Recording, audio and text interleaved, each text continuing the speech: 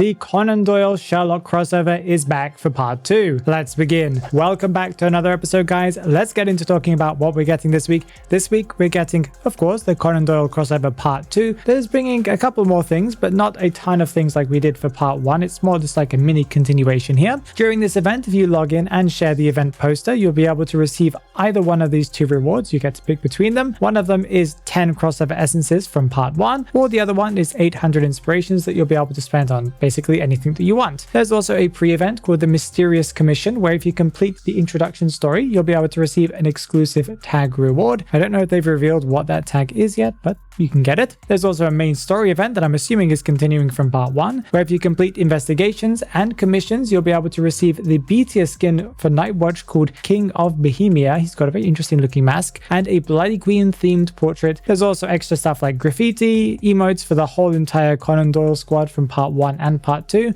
and even more rewards. For some new content that we're getting in the store, we're getting the Bloody Queen S tier package that contains the Bloody Queen S tier skin called Irene Adler, and of course the accessory that goes along with it is an A tier called Final Salute. Both of these are echoes only, and of course the package is echoes only as well. The skin has had its effects revealed, and it is quite a pretty skin. I think a lot of people complaining about the color choices here. I do see where they're coming from. I personally think it looks quite nice, but I've also seen some people kind of do recolors of it, and I do think it might look a little bit better if they kind of change that gold to like a fading blue to gold. That would look nicer. There's a ton of detail on the skin. The dress changes when you summon the mirror. It kind of changes to a white gray color instead of the kind of bluey kind of grayish color that it is already. The accessory has some kind of lackluster effects in my opinion. I could barely even tell what was going on. It adds like a whirlpool effect under the mirror that was quite obvious, and golden text around the mirror as well. But apart from that, the effects for like switching places looked very similar to what the default skin itself had. I mean, not the default, but the one for the S tier already had. Maybe it adds kind of more swirly effects. Maybe it looks a lot better when you play it in the game, but I don't know. Just the video didn't really stand out as anything insane. There's also some returning content coming back to the store, including Journalist's S tier package, of course, containing the S tier skin for journalists called Miss Watson, and the A tier accessory that goes along with it called The Adventures of Sherlock Holmes, again only for echoes, and the A tier room 221B or 221B, I've forgotten what you call it. It's also a room for echoes only, but it is a fantastic room with customizable walls. If I remember correctly, you can kind of remove them, add them. If you thought that's all that we're getting for this crossover, don't worry, there's more, because we're getting the return of part 1, and we're getting all of the crossover essence skins in that essence. I believe it does continue from where you left off last time, so if you had like 10 more remaining until a guaranteed A tier, you'll still have 10 more remaining until the kind of guaranteed A tier this time. This essence, of course, contains the S tier novelist skin called Sherlock Holmes, the A tiers for postman called Dr. Watson, first officer Inspector Lestrade, knight's art dealer, and the B tier skins for meteorologist, painter, embalmer, and disciple. There's a lucky dice event for the Conan Doyle crossover, where if you could have rolled dice using the sealing wax currency, you'll be able to receive portraits and portrait frames. Although remember, that is a premium thing, because sealing wax is basically just echoes that have been converted into a different currency. There's a crossover furniture feature returning, where if you play matches, you'll be able to receive event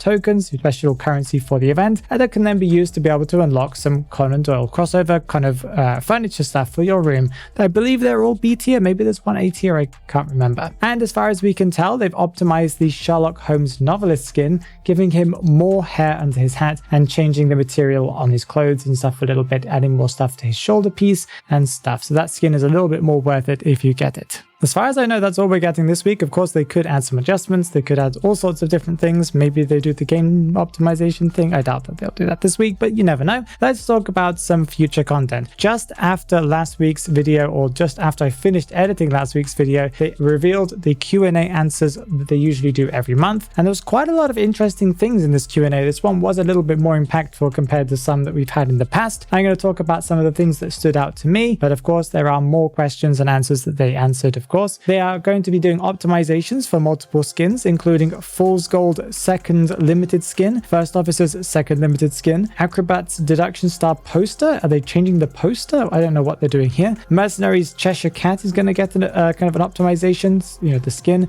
and Geisha's Reluctant Hug. Apparently some people said it was too green. There are some adjustments incoming to reinforce rescue mechanics, so they're going to make it, I think, a little bit more consistent for survivors to rescue so that they're more successful successful. That's quite a big adjustment if that is the case. That's going to really change the kind of gameplay mechanics. I guess it is quite difficult to rescue, although I don't think it's changed all that much since when I first started playing, but hunters will receive nerf and adjustments to their persona web talents, so they're going to be adjusting those things quite soon, I'm assuming by the end of the season. Survivors will also receive a buff to knee jerk reflex by the end of the season, and possibly even more because, you know, they're adjusting the hunter ones, so they might adjust the survivor ones as well. Healing speed survivors may be nerfed, as some people have complained that survivors heal up way too quickly. Character adjustments are coming for Lawyer, where they're going to buff him at the end of the season. Naiad is going to receive a buff by the end of the season. Priestess is also going to be buffed by the end of the season.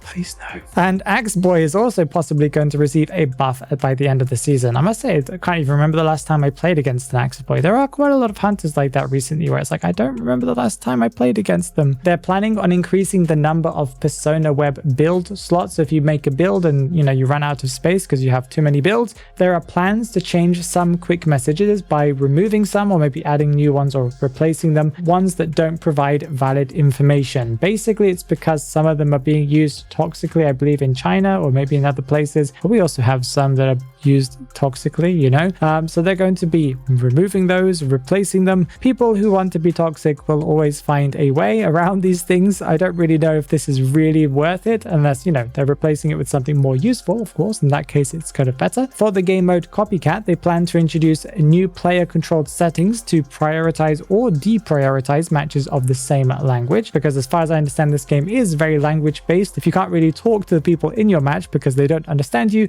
then you really can't play the game. So yeah, that makes some sense, and some more questions and answers that they've answered. Let's move on to talking about some rumors here. In China server, they're supposedly theorizing that the Sanrio crossover might be returning, I think next year, in 2026, potentially with a new skin for Nightwatch. Now, why do they think it's Nightwatch? Because first of all, the developers were very apologetic that he hadn't received a special skin, and he was also in the artwork for a Sanrio Cafe merchandise sale thing, and the art is on the screen right here. So if it looks anything like this, that would be pretty cool. I would love to see another Sanrio hunter. And I wanted to make a quick reminder that next week we'll be getting this special charity event with that free Guard 26 A-tier skin, the one that looks really, really cool. I'm excited to mess around with that one because Guard 26 gets such good skins. If you haven't already, make sure that you click on the video that is right there because YouTube thinks that you will like it.